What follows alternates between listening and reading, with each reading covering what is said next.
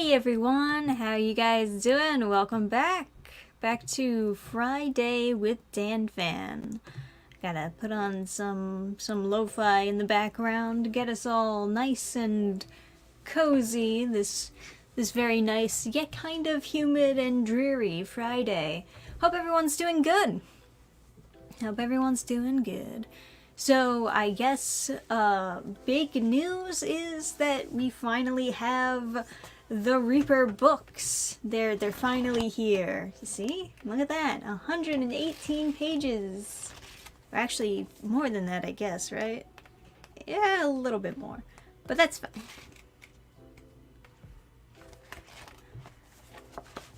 So, that's the big thing that happened recently, and I wanted to like kind of go over I guess what to expect as far as the campaign, how the books turned out and everything. As soon as I started talking, somebody else got on the phone. Sorry, just regular old distractions over here. But yeah, so that's the main thing that I wanted to get on stream for, other than of course it just simply being Friday. And you gotta have the Friday streams. They are the best streams on YouTube currently, aren't they?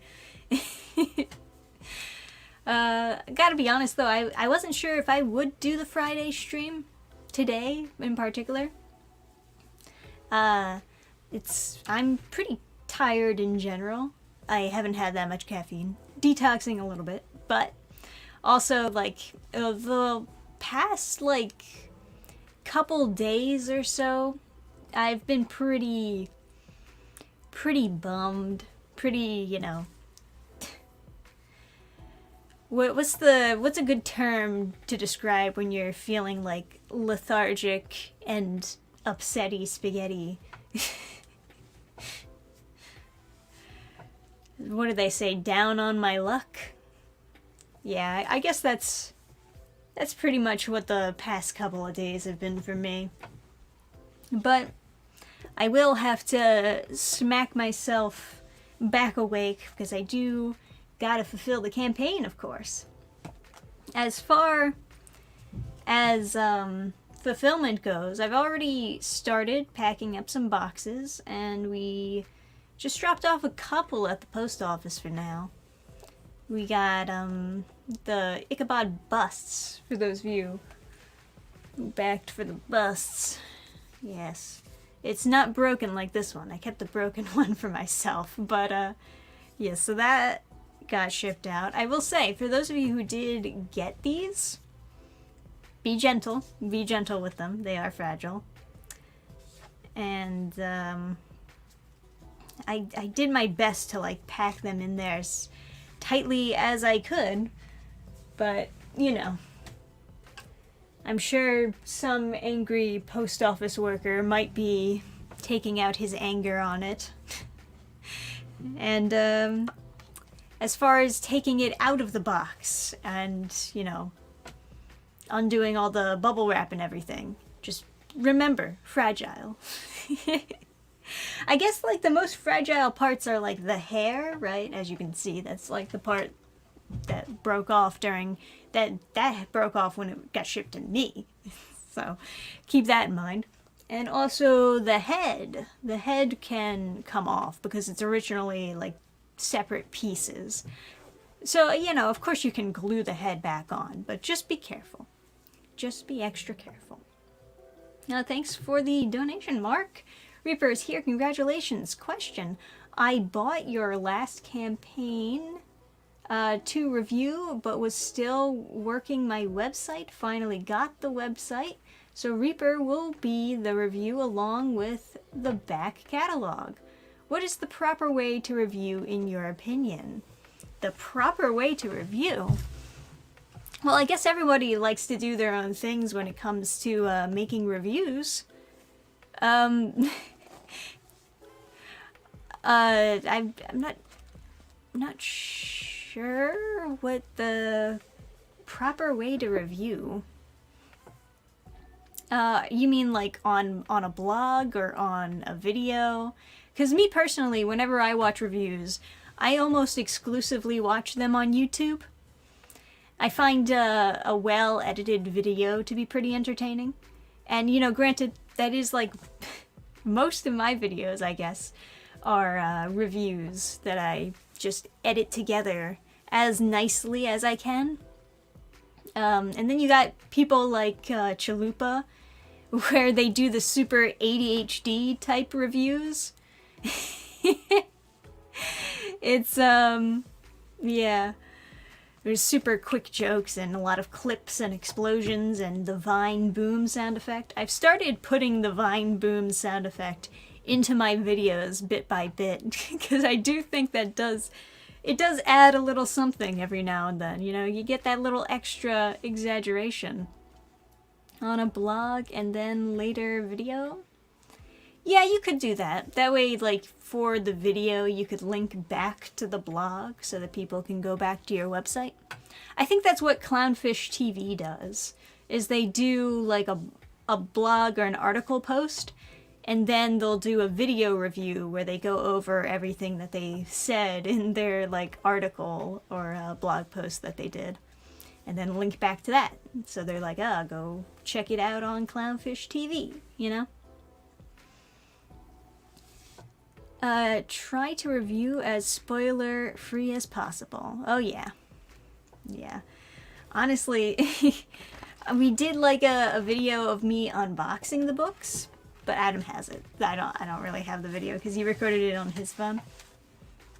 And, I was worried about, like, showcasing some pages, because, like, you know, basically, the parts that would be considered spoilers are like most of the book, because there's a lot of stuff that happens in these 118 pages. You'll understand when you finally get to read it, of course. But yeah, so even when I'm showing you the art for like this stream, it's gonna have to be very selective so that I don't spoil you. Oh, here we go. Here's the double page spread that I drew on stream. Eh? Do you guys remember that? You remember that? You remember? Sorry, the camera isn't really picking it up that well, but you can kind of see it. It's a good I like this idea for the double page spread. As soon as I came up with this idea, I was like, yes, that's good, because you got Siddharth on the one side and then Ichabod on the other. It's good. Yeah. Yeah, I like. And then Renee DeLise's double page spread. Hers is a lot more moody than mine. She's got good tones, you know? Tones are something that I still have to work at. I tend to lean towards much lighter scenes, but I need more balance. You can tell just by looking at the art that it needs more balance, kind of like this. This is good. This has balance. This is lacking. This is mostly white, you know? But I'm gonna figure it out. You know, we figure it out bit by bit. And this is also my first time printing at this size. So this is a whole unique experience for me.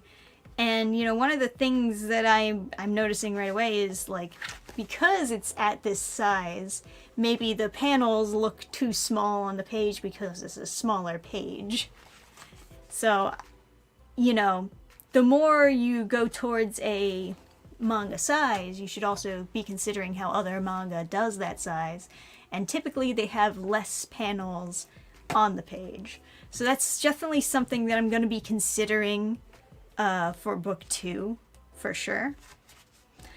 I don't think there's any page in particular that looks super crowded, but I can tell there's a lot of pages that would probably look better if there were less panels on them. Especially the first, the intro into Reaper. Because I don't know if I explained it before, but back when I started doing drafts for Reaper, I didn't know what size I wanted to print it at. I didn't know if it was going to be something like Horizon Quest, or if I wanted to do it like this. And in the end of the day, I did decide that it would work best because I wanted to do it in black and white, and I made that decision. I wanted to go for doing it manga size. And I think that was the correct decision. But, you know, if you want size comparison, this is what we're dealing with. Also got that gloss going on, but I think it really fits for the book. Looks good with the gloss. Looks nice. One of the things, Horizon Quest was printed with a different printer, but I mentioned it last time that there's some instances in Horizon Quest where the light strokes of the pen were a little bit too light, and you know, either came up gray or didn't show up at all. And for the most part, I didn't think it was as big of a deal because you could still see the overall line work. And it didn't look that bad. Even now, looking at Horizon Quest, it doesn't look bad, considering. But I remember that really bothered me when I first got Horizon Quest.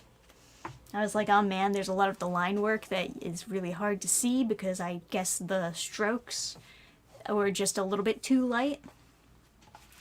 And now we got Reaper, where it's, I mean, I did thicker strokes, but it's also smaller.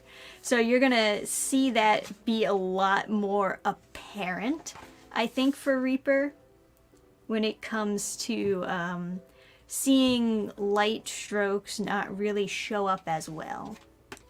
And I'm just gonna have to make line art a whole lot thicker in the future so that it does show up well.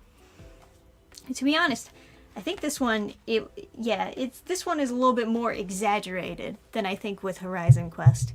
Two different printers, but a similar problem. One more exaggerated than the other. But, yeah. Let's see, my old ass is finally working on comic stories, but I cringe at the thought of someone reading them, so I don't get feedback. Any advice? You cringe at the thought of someone reading them? You mean like it'll be embarrassing? Or you're worried that the feedback is going to be negative, or a combination of both? Yeah, I mean, I guess like anonymous feedback is good if you're worried about it being embarrassing. Then at least you wouldn't have to worry about it with like with friends or family trying to get feedback from them. Because if it's anonymous, then it doesn't matter. They don't know you. They're not going to talk to you after giving you the feedback. And I'm sure that there's like Reddit forums or places out there that'll be willing to give you that feedback. But if it's about like being worried that the feedback is going to be too harsh, then I would recommend the opposite, which is, you know, friends and family look it over and like try to give you some nice, gentle feedback. You must punch yourself through that block. Push yourself, yes. You must show them and get feedback. It's important. There you go. That's true. Now look at that. Nishka has offered herself. Nice. Yeah, we're all embarrassed at first. Absolutely. I'm still embarrassed. I've like written, what, 5 comics at this point? And I'm still hella embarrassed. It's always so anxiety-inducing to get a book out there, to get it in people's hands, and to see what they think. And to hope to God that they don't think it's awful. Oh yeah, that's the back. Did I show you the back already? I mean, you saw this blurb on the, back when I posted it on Manga Plus Creators, I had that blurb at the front, and then everybody was like, what? This is terrible. Why did you put a big block of text in the front? It was meant to be the blurb, but I guess putting it in the front was a bad. Sorry. That was back when I was just doing the preview read. I got like such a negative reaction over that, and it's like, well, that's not how I actually was going to put the book. It's just... I also have the book 2 preview at the back of the book, as well as a small glimpse of what would be a map. Adam got the idea of doing an inventory page, so I put up some like of the weapons being used, and like there's also a Q&A. Not that there's like a whole lot of questions on the Q&A, but you know, it's something. Man, that how the sparkles turned out? Sorry, I'm getting distracted by my own print here. Yeah, I guess that's how it turned out. It looks a little bit... Yeah, it could have been better. Could have been better. That's alright. I'll let you judge it when you actually get the comics. Oh, jeez. Man, I gotta... In the future, when I get a nice house, gotta really rework where the heck I'm gonna be recording. This just kind of barely functions how I have it set up right now. I really like the background. I put a lot of thought into like making the background look nice and putting up all the posters and the figures and everything. But it's just like this entire section in front of me is just stuff. It's just nothing but stuff. And I have to go so close to the actual laptop so that I can actually, you know, be visible on the camera and everything. Not to derail from Reaper, just want to let you know I'm refining game idea to economize yours and my time since I know you're busy. Want to see it happen. Hopefully email you here in next couple weeks. Sure thing. Sure thing. Yeah, you just let me know. Cool Frazetta stuff. Oh yeah, that's right. I got the Frazetta over there, and then I got another Frazetta over there. Both came straight from the Frazetta Museum. Good stuff. Oh yeah. Well, that one was actually, I think last year, a Christmas present to Adam. Because I thought it would inspire him. You know how it is. So let's see. What has been going on besides campaign fulfillment? Although that is a very big thing. It's very, very big news right there.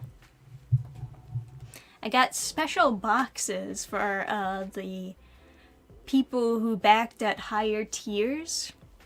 So they're nice. They're nice looking. I didn't bring any up to show you, but you trust me, they're nice looking. And I don't know how many of those I'll be able to carry to the post office, but then again, Adam usually handles the carrying stuff to the post office part of the job. I'll be relying on him for that. Alright, what's going on? Bounding into... What's going on in the media news here now that we've gone over a bunch of Reaper stuff? I could go over more when it comes to the book. I can already tell, like, there are some things, being that this is the first time I'm printing it in this way, there are already some things that I'm like, I probably don't want to do it that way afterwards. Like, for instance, pure white pages. It's not like the off color like a lot of manga does, and I didn't think it would make that much of a difference, but now that I'm looking at it, I'm like, I think I would actually like the off color now that I actually see it. I don't know if I'm a big enough fan of the pure white. I think maybe, and I'll get some of your opinions on this too, but I think maybe these pages are just too thick. I might want to go for thinner later. They're thicker than normal manga pages, but not by a whole lot, which is, you know, why I thought it'd be fine. But now that when I'm flipping through them, I'm like, is this too thick? It's not so thick that you can't do that, right? But, not really quite sure. Not sure how much I feel that page thickness. As far as the signature goes, the plan is to put that right there. That's where my signature goes. It wouldn't have shown up that well on the cover anyway, because the cover has like very moody colors going on here. And it's mostly dark. Like this entire section is dark. I mean, I could sign by the castle, but even that is like pretty dark. So I'm thinking put the signature right there. And you know, it's right next to the nice chapter art. I think that would be nice. I think that'll be a good middle ground. Most people actually enjoy having the signature on the inside anyway. And I'm not going to put it on the table of contents, so yeah, I'll put it by the first chapter art. That should be good. Can the books lay flat on a table? Yes. Yes, they can. So, yeah, what else going on? I got a few polls up. A few polls recently.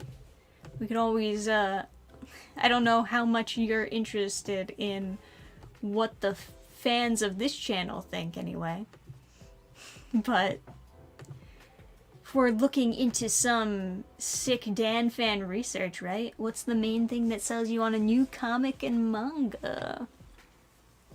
There are a lot of people voting here, although I'm not sure if everybody really understood the question. Basically, what I mean by this is, before you read it, before you know anything about the writing or the inside of the comic, right? Before that, what sells you on it? What makes you want to go out there and check it out and give it a chance, you know? And it seems like most people are voting the plot, which I definitely get. And I was also thinking, man, I should have also put, like, the title as a poll option, because there are so many, but you know, they say, like, never judge a book by its cover, never judge it by just, like, the title, right? There's a lot of sneaky marketing tricks in there. However, there's a lot of manga that sell me just on the title alone, especially when the title has the plot in it. Like when it's just saying what the plot is in the title. That'll sell me on something, or at least they'll sell me on it enough for me to go check it out and see if it's actually good. Most of the time it is not, but but the important thing is getting someone's foot in the door, like getting someone to go check it out in general, right? So yeah, I totally get where they're coming from voting for the plot number one. Really, all of these things, I kind of get where people are coming from. And then there's recommendations and ratings. To be fair, like, low ratings will definitely put me off from a comic or a manga, for sure. If, like, it has super low ratings, it'll only be on the channel so that I can mock it, essentially. But low ratings will definitely push me away from a series. At the same time, positive ratings, I'll still be a little bit skeptical. You know? Yeah, still be a little bit, don't know about this, you know? There's a lot of examples of people being sold on a series from a recommendation or a rating, though. There's this one romance manga that I've been reading recently just because I saw two different manga tubers talking about it and saying, oh, it's the best romance currently out there. And I'm like, whoa, goddamn, really? This is the best? Well, I guess I gotta go see it, huh? And I've been reading it. I can't say that I share their enthusiasm, but I will say just the fact that somebody out there told me that it was the best romance manga currently, that makes me, even though I'm reading it and I'm super not interested in anything that's happening, just that recommendation alone makes me want to keep reading it just to figure it out, like a puzzle, you know? Figure out what they saw in this series that I am just not seeing. But yeah, I can also understand like this getting the lowest amount of votes just because a lot of people recommend shit. Or a lot of people recommend something that you would personally not be very interested in. So I get that. I kind of expected recommendations and ratings to be like the lowest one on the list. Art, I actually expected art to be number one before the plot. But I could definitely see why the plot would come before the art. Art is very good to get someone to look at something. Or to get someone to pay attention to something, right? But it's not always what sells you on it, you know? Not always what sells you on it. Like the art, I can look at and be like, oh my god, the art for this is beautiful. But then when I hear the plot, and it's like a garbo plot, or it's just like a okay, kind of mediocre plot, then I'm like, is it really worth buying just because I like the art? Don't know. And then I've also been on the reverse side of that. When I was way younger, I guess, perhaps. When I was maybe like a teenager, I would just read or watch any anime or manga that I liked the art style for. Like if I saw the art and it looked cute, I would just give it a shot. And you know, that's not the method that I would recommend, on average at least, because I wound up watching like ecchi at a very young age because I didn't look at the tags, I just looked at the art. But yeah, I think that this is overall a pretty accurate results that we got here on the poll. I think I understand, you know? The plot probably is like the number one thing that'll sell you on a series overall. At least that's my takeaway from it, you know? Yeah, that's how I was watching One Piece. Morbid curiosity why people love this absolute monstrosity so much. Yeah, there you go. There you go. That's where I am reading this romance. Although it's not... Okay, so the romance I'm reading, it's not, like, terrible. It's just mediocre. It's just so bland. I've read so many romance manga, and it just seems like it's taking every trope in the book and just putting it in the manga. You know what I mean? Oh, hey, Young Wavy the Artist. Welcome to stream. What's up? Thank you so much for your support on Twitter. Much love. You're welcome. This guy, for those of you who don't know about him on Twitter, very talented artist. He's definitely going places in the future. No doubt in my mind. I will say though, if you look at his comic that he has or manga that he has pinned on his profile, be warned. Yes, it's for adults. Not that it's porn. It's not porn. It's not porn. It just has like a scene in it that's a little bit berserky. Do you understand what I mean by that? Not saucy exactly, just a little bit for adults, you know. So where was the other poll that I did? Oh yeah, there it is. See, when an artist signs their comic, you prefer the signature on the inside or outside the book? Most of you said inside, so that's what we're gonna do. And to be fair, it's not as much of an overwhelming majority as I thought it would be. But I get it, because I think people who like the signature on the outside of the book are typically people who want the signed comic for collector reasons, you know? People who want to laminate it and display it on like the wall or something. I think those are the type of people. that want it on the outside of the book. But I think inside is usually the better option. Usually. At least it's the good option. It's the best option, I think, for Reaper because it has such a dark cover, you know? So I don't think the signature would show up as well. Granted, I am using the, like, metallic, super pretty shiny markers, but even so, it's probably going to look a lot better when we actually have it on the... What was my sentence? What was I going to say? You ever have that moment where you, like, start a sentence, but you don't know where the end of it is? Yeah, that's where I got. Art draws me in, plot keeps me. Yes, for sure. Really shit art can catch my attention. I guess that's one way to view it. Yeah, I mean, there's certainly a lot of bad comics out there that people send me like, oh man, we gotta review this. Sometimes even the best plot won't be enough if the art style annoys the heck out of you. Well, that's for staying on the series, right? That's for people who need to keep reading, right?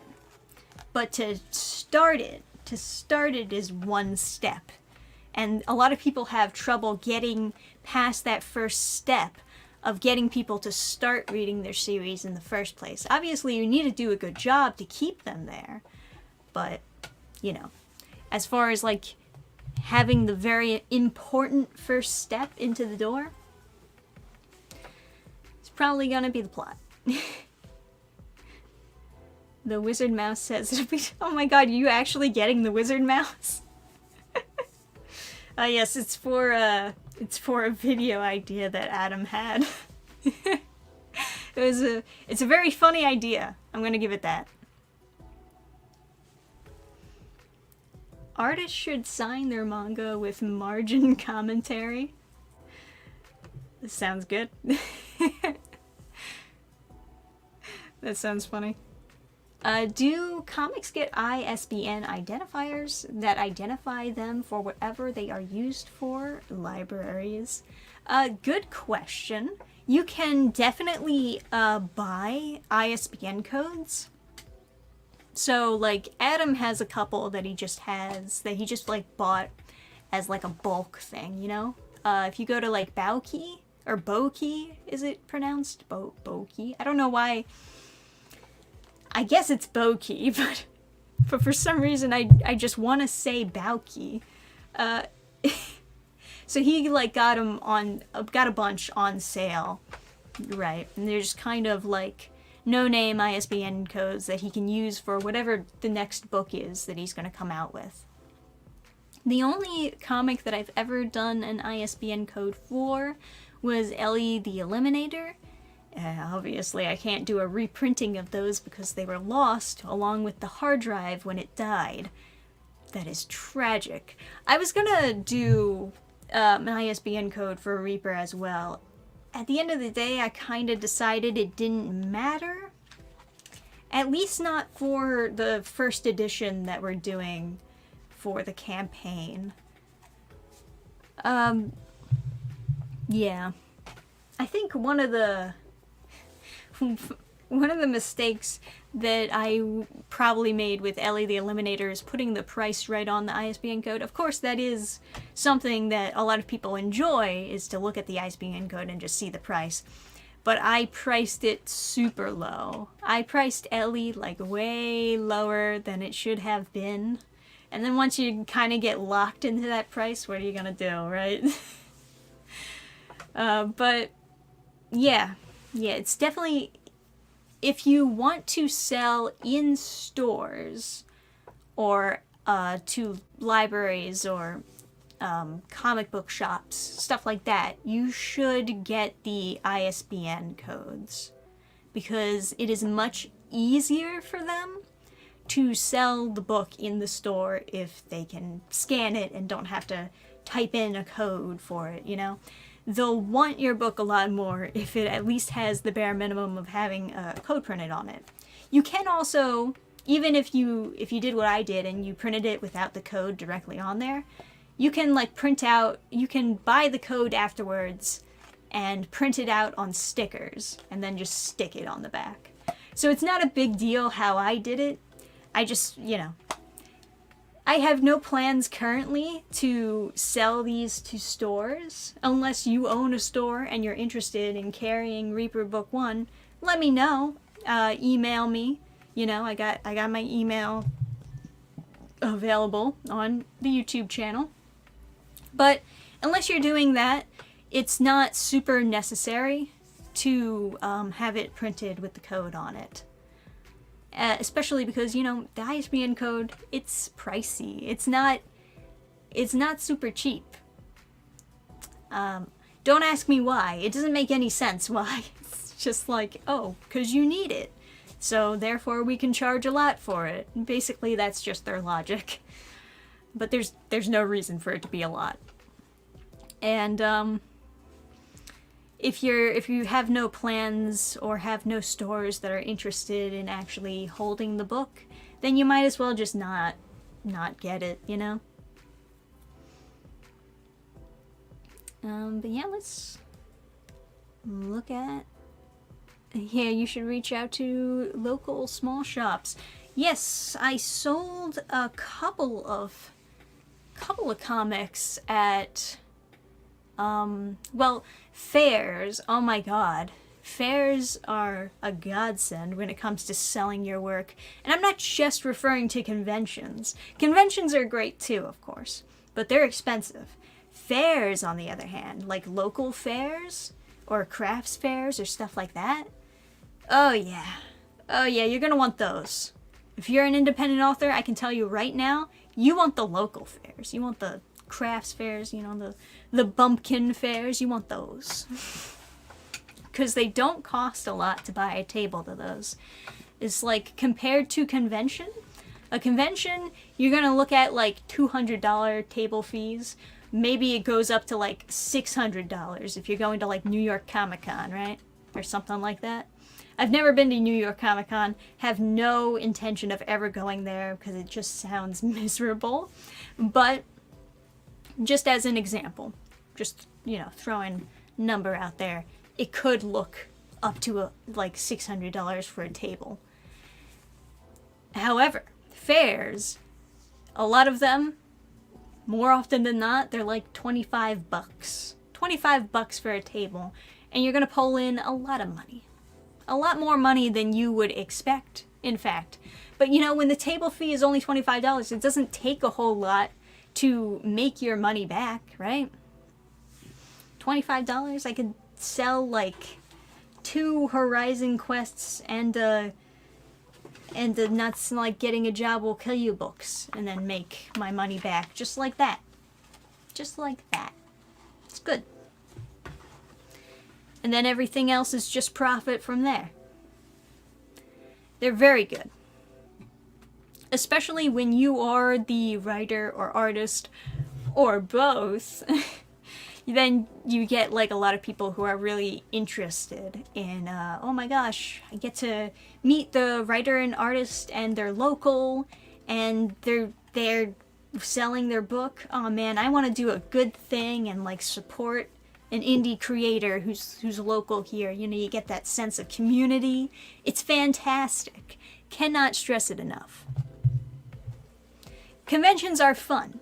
I'll give them like the thumbs up for being fun. You get to meet a lot of people. And I think it's more valuable to go to a convention to sell so that you can meet people and that you can network. It's more valuable for those reasons than it is necessarily for, you know, making your money back. Not that you can't. You definitely can make your money back. It is possible. I've seen it happen.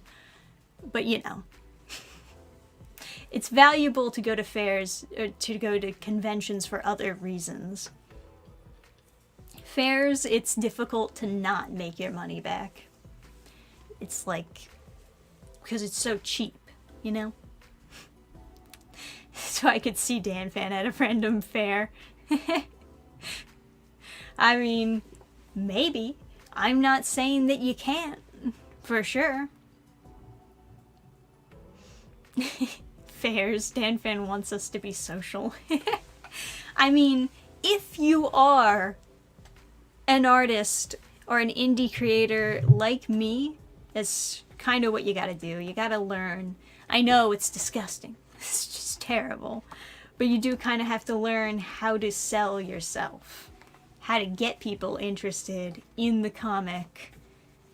Or interested in you as a person, so they'll want to check out your comic, you know? So, I'm not... so Adam had this one fair that he wanted to go to Sunday. We had been to the same fair before. It's like kind of one of those things where they do it every weekend for a month. So he wants to go back, and I'm kind of like, no. We made money there. It's not like we didn't make money or anything. I just didn't like the area too much. So there's that this month. And then closer to the end of the month, the big thing that you'll see us at if you are attending is the Garden State Comic Fest. You hear about this? You know about this? Apparently it's very big. And we've had people telling us, whenever we mentioned, oh, we're gonna check out some conventions, we've had so many people tell us, you need to do the Comic State Garden Fest. It's close by, and there's so many people who go there. You need to do it. So we're finally doing it. Finally doing it. We weren't sure if there was going to be room at first.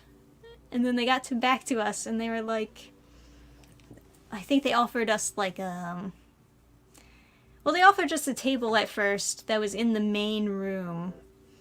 And it was a bunch of money. And then I was like, man, I just feel too guilty to spend that much money on a fair. I know that we're not going to make that much. And then we were like, if there's another table that's like cheaper, let us know. And then they got back to us like almost immediately, and they were like, yeah, there's a cheaper table in like the other room. So that's where we're gonna be. We're gonna be in the other room, which I later found out was a room called the Villains Room. The main room is the heroes, and then we get the villains. Thanks. Those poor villains, am I right, guys? But yeah, we're going to be going to the Garden State Comic Fest. And that's a big one that a lot of people have been recommending for a while. So hopefully that'll be something. There's going to be some other comic skaters there I know about. I was listening to like one of Dan Fraga's streams. And yeah, Villains Room, right? I was listening to one of his streams and he mentioned that he was going to be there, and I thought, oh man, I should stop by and say hello or something, you know? Just for the heck of it. There's at one point where like I was going to like stream with him at one point, but it didn't end up working out, and so then we never actually streamed together ever, because I guess, you know, life just got ahead of us and we never replanned anything. Once it fell through the first time, that was it. But, yeah. Yeah, I should definitely say hello or something, right? Let him know that I still know he exists, at the very least. But I hope that'll be a good experience. Tons of CGers going to Garden State. Yeah, I heard something about that. Yeah, a double Dan stream would be nice. Yeah, right. Casually remember that although Dannphan may be just sitting there chilling, she is also always armed. Yes, always surrounded by swords. Never forget. Got the Crusader sword on the floor, katana over there. Another rack of swords and axes over there. I'm the most lethal weapon. Alright. So what else do we have happening? every now and then I check in with Bounding Into Comics to see if they have any new news. But sometimes it just ends up being the same old stuff. Dannphan recently had neck surgery. Yes. Yeah, he had some pretty bad surgery. But he seems to be doing much better. He seems to be very grateful for doing much better. So I'm happy. You know? Good for him. Yeah, surgery went alright. Everything turned out okay. So, it's all good stuff. Very heartwarming stuff. That everything turned out alright. They posted some, like, manga news here. So, this is an interesting one. I already posted about the editor saying, I don't allow myself to be influenced by so-called political correctness. I found there's obviously a lot more to the conversation than that, and I did, like, briefly look at the article. I just didn't think it was enough to really make a video on it, you know? But that's cool. When I posted it on Twitter, a bunch of people, or 2 people in particular, were like, yeah, but Vinland Saga has, like, a random trans person in it, or something. It's like, well, it's the editor who said this. I don't know what the politics are of the actual creator of Vinland Saga. It's the editor who said this. And he worked on, like, other things besides Vinland Saga. He has, like, a bunch of different anime that he's worked on. They're just mentioning that it's the Vinland Saga editor because they think, or Spencer, you know, the person who's writing this article, he thinks that that's what's going to get people to, like, click on the article because it's something that they recognize. Editors aren't typically recognizable unless they're attached to something that's a more prominent IP. So this is the IP that the writer picked when they were writing this article, you know what I mean? But yeah, based editor, exactly, right? It's good to see, because I do know Japan has definitely been catering more towards Western audiences. Like, definitely, it's 100% true. And a lot of, you know, publishers are coming out and saying, yes, this is the case. We want more overseas fans. We want to keep on capitalizing on overseas fans because they've been selling really well out of Japan. And it's, you know, naturally, when you're doing well in an industry, the first thing that you think of is, okay, how do we grow this even more, you know? And sometimes, you know, they're gonna go too far, or they're gonna get really bad advice. Really bad advice. Like, I was just thinking about Kaiju number 8, because I've been watching that anime series with Adam, and for the most part, he's been really enjoying it. I love Kaiju number 8. I'm fully caught up on the manga series, and it's probably one of my favorite ones out there right now as far as ongoing series. But my god, one of the things that struck us as being the most bizarre about that anime series was the music choices. The soundtrack. The soundtrack. And I made a post about this when we first started watching it. Yes, both the opening and ending theme are in English. They're not in Japanese. And they even for the Japanese release, the opening and ending themes are in English. They're done by Youngblood and One Republic. Odd choices. I don't know that much about Japan, but I wouldn't think that many people in Japan were huge One Republic fans, that they were like, man, we need One Republic to do an ending theme for Kaiju number 8. It's also, like, just generally ill-fitting.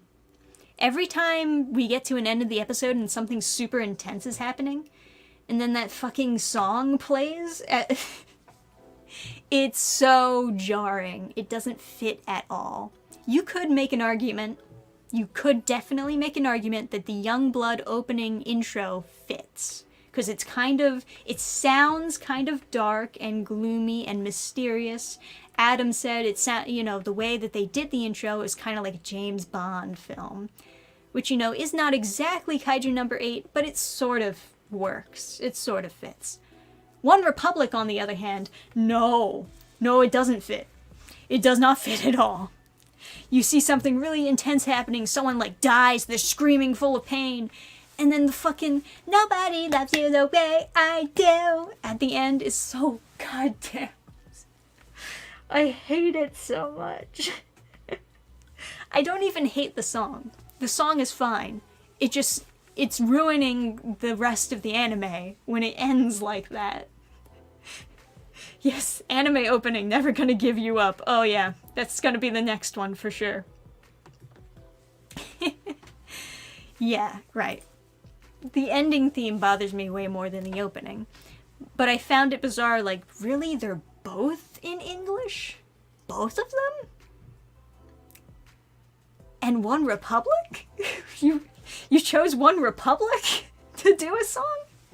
It's not even a song about monsters. At least the intro says monsters somewhere in the song. The ending theme is just a random love song. I can accept the intro. I can't accept the ending. And then, in the latest episode of Kaiju number 8, this is why, working it back to where I was going, because I've talked about all the opening and ending theme before, but what really caught me off guard was the latest episode of Kaiju number 8, because they have more English songs. It's not just the opening and ending theme. They did another song in the episode in English. When there was an epic scene, it's supposed to be a badass scene. A, female warrior comes in to save the day. And the motherfuckers, some director, decided it would be a good idea to put female rap music. It's like some Lady Gaga sounding shit. And it did not fit in the scene at all. It did not sound badass. It just... It ruined the scene for me. It really did. Me and Adam are looking at each other like, what the fuck?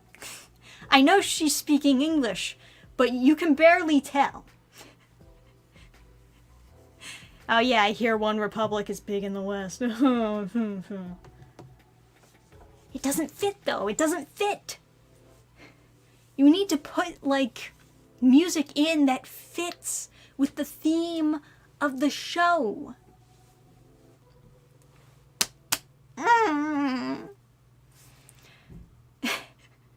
It's not that hard. It's not that hard. Look, when I was reading Kaiju number 8, I thought, oh man, some metal music would work good here and there, right? Because it's badass monster murdering. Yeah, obviously it's fucking metal, right? I wasn't thinking One Republic. I wasn't thinking some Lady Gaga rap. Yeah, what the hell is this? The West. It's brutal. I can't even imagine, is there more English songs that are gonna come up in Kaiju number 8? Are there even more that I don't know about that I'm just gonna discover as we continue? If only 4Kids learned that when doing openings for anime that isn't Pokemon. I think the 4Kids openings were better than that female rap. It's I remember the One Piece Pyro rap, and that's as bad as 4Kids intros probably got. That's probably as bad as it got, right? But at least it wasn't a female rapper. That's what I'll say right here and there. At least it was never that bad. It only bothers you because you can understand English but do not know Japanese. No, but it's also the melody, the music choices, the softness. Like, I've been watching A Condition Called Love also, and I don't like the opening theme at all, but I don't know Japanese. I don't know Japanese, but the opening theme still bothers me because I'm like, ew, this is some poppy garbage. But you know, at least it like kind of fits for a romance. It just doesn't. It doesn't fit for a monster killing thing. This is the other anime news that I was like, should I cover this in a video? And then I thought, it's probably not enough. There's probably not enough there to cover in a video. But I'll go over it anyway, at least for the live stream, so long as I got you there. So like, where's the outfit? There it is. So that's the outfit, right? That's the outfit that they show. And, you know, to be fair, you could definitely argue that there is miscommunication between Oda and his inkers, because you gotta also remind yourself that it's multiple people that are working on the pages, and sometimes every now and then they get something wrong. I'm sure there's a compilation somewhere of like manga mistakes, etc., etc. But it looks like, based on what we see here, that she's wearing like a leotard outfit, and like there's an opening here where it's exposing her abuba, her side boob, right? And then in the anime, it's completely closed, right? It's still kinda a leotard, but they took out the side boob. Now, you could very well make the argument that it was never supposed to be side boob, that it was just supposed to be like the lines here that they have drawn on her outfit. But then you also have like the Nami version where I don't actually know if there's a side boob on the Nami version. It's hard to tell here, but you know, she's wearing it without the jacket, and it looks like there could potentially be side boob. It's for the most part the same outfit. It's not like it's completely changed, but the theory is that there used to be side boob, that this was intentionally supposed to be side boob. It does look like it's supposed to be side boob, right? But then they decided, no. Gotta take side boob out.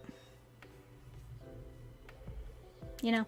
She still has like fucking massive fucking melons. I'll give it that. Those are giant tits. But you can kind of tell why like this isn't enough for a video, really. This is just a different outfit. That's just a different outfit completely. But it also kind of has that signature side boob thing, you know? So, like, was there supposed to be side boob there? Was that a mistake? Was that something that was censored specifically for the anime? That was, like, okay for the manga? I don't know, man. I don't know. It could also just be yeah, to boob or not to boob. I don't know. I think it looks fine either way. But I don't know if that was intentionally done for censorship reasons. So that's why I can't really make a video on that. It's like, but at the same time, it's probably not that big of a deal. I don't... I mean, maybe when she takes off her jacket, there's side boob. I don't know. I was not paying nearly as close of attention. Let's see. So that editor who said, like, the super based statement, what else has he worked on? I might as well go over the whole article now that I've done a post on it, you know? They list, right? Yes. So he's done Agent Demi-Human, Fragile, and Vinland Saga. So it makes sense that they would put Vinland Saga on the title, because that's probably the most... It's probably the most talked about out of all those that he's edited on. Right. But yes. So he wasn't just talking about America, of course.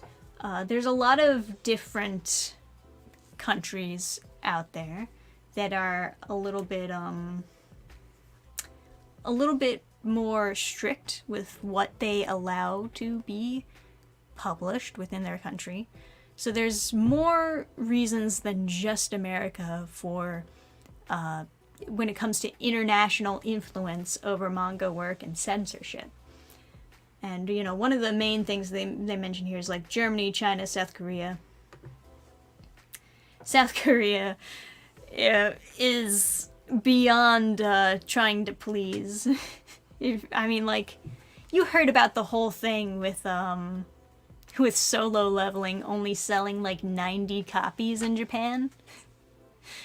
Because South Korea and Japan, not very friendly to one another. They don't really like each other. They don't like China either, but probably not as much as... Probably even that, maybe not as much as South Korea, because they've very often... well, you know how, like, there's the whole reparations argument, where it's like, oh, your ancestors hurt my ancestors. Money, please. It's like that with South Korea and Japan. So they don't get along very well. They don't like each other very much, typically, you know. Dannphan dropped F-bombs and ragged One Republic. Epic stream. Anything for you guys. And then there's also the issue of Germany. Germany's a big one. After World War II, not a lot of people really think about what Germany looked like after World War II, but after that, they had very, very strict censorship laws. And they still kind of do.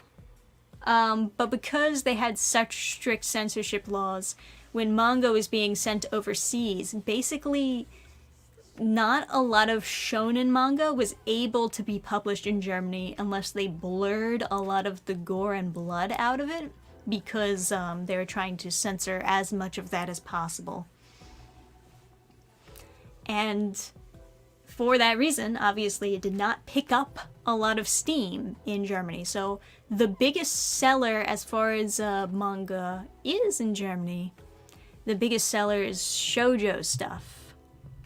Or, of course, you know, LGBT, you know, anything like in the romance department, romance drama and all that. That's what goes in Germany, typically.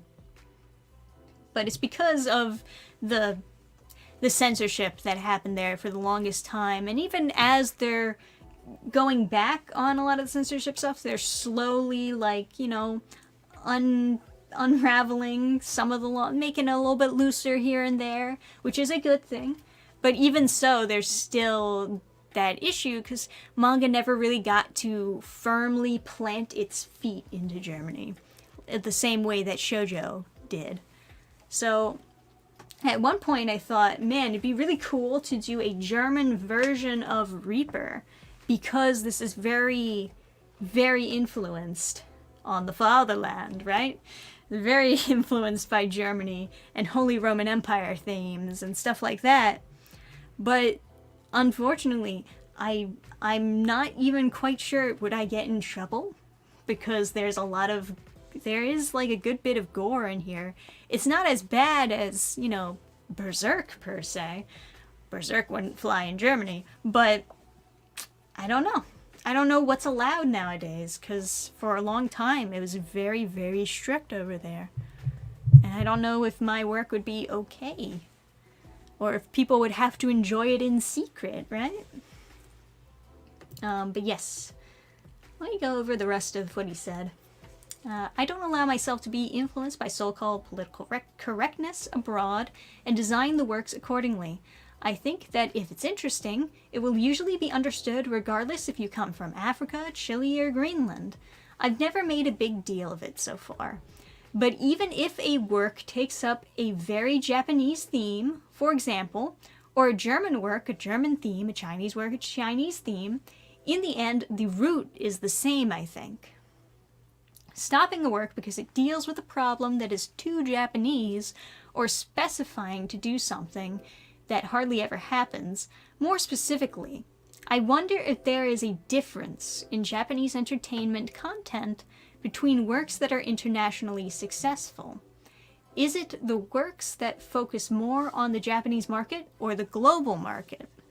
And I think we already kind of know the answer to that.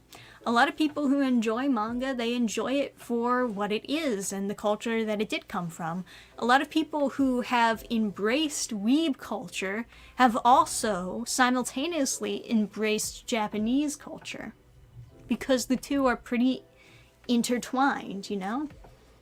It's not just about us even enjoying like the works that came from Japan, but, you know, it gives us a better appreciation of Japan itself because we can learn about their culture through reading a lot of their manga. And I certainly wouldn't know nearly as much about Japan today if it wasn't for me getting into manga. Because there's a lot of just random things that they, you know, Japan, on average, I know that there are a few people in Japan that would not agree with this, but Japan on average has a lot of people that are very proud of their culture and will unashamedly display this in their manga and in their series. And, you know, some people might be like, oh, people outside Japan won't understand it, but I don't know about that. I think if anything, it just makes people more interested in learning more about it. I mean, maybe we don't understand it, but you can always, like, help us to understand it, you know? He also said, I don't think it's possible to create works that are exactly in the middle, nor would such works really appeal anywhere. And then he mentioned Skip and Loafer, and to be honest, I have not read this. However, now I kind of want to read it. Because it looks a little bit cute. Might be up my alley, I don't know. But maybe it's something I should have read a while ago. So there's this manga called Skip and Loafer about a girl who comes from the Japanese countryside and moves to the Japanese city of Tokyo alone to study at a good high school. I think people all over the world will certainly understand her feelings of insecurity in the same way. That's why such works tend to appeal to an international audience. In this respect, I really don't think that works need to be adapted for audiences outside of Japan. Although I'm not sure how it is for people from countries where there are no rural areas or cities. I have no idea what it's like in Dubai. Maybe I'm biased. There you go. So, good comments from this guy. My throat is already starting to get dry, so I think I might leave it there. But I like where this guy stands. I like the cut of this guy's gem. He seems to kind of get it. Where he's like, I don't need to Americanize manga or anything like that to get people from America to understand it. Okay, good. That's good to hear. I appreciate it. But yeah. Oh, we're already over the hour, aren't we? We're at an hour 8 minutes. God, I spent so long like just going over his quotes. But oh, and weapons by the look of it. Just look at German edits of Naruto. Yeah, exactly, right. But that's why Shonen didn't pick up enough steam. It's a shame. Like I want more people to enjoy Reaper goodness. But then again, I mean, how many German fans do I have? Probably not a lot. So it's fine. Yeah, time flies. It really does. Can't wait for my Reaper book. Hell yeah. Good to hear it. Good to hear it. So thank you guys for joining us on the Friday with Dannphan. We're shipping out Reaper books. We are. We're packing them all up, getting them to you. We shipped out the busts first. Those are the most expensive thing. So figured we'd get that out of the way first. Probably the correct option. But next we're going to be shipping out some Siddharths. And we'll probably have those out Monday-ish.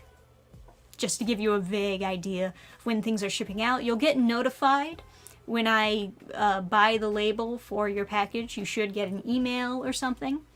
So, you know, check your emails and maybe you can see if your order has already shipped out. But yes, thank you guys for joining us. Another fantastic Friday with Dannphan. I'll catch you next time on the next video or the next stream. Till then, everybody.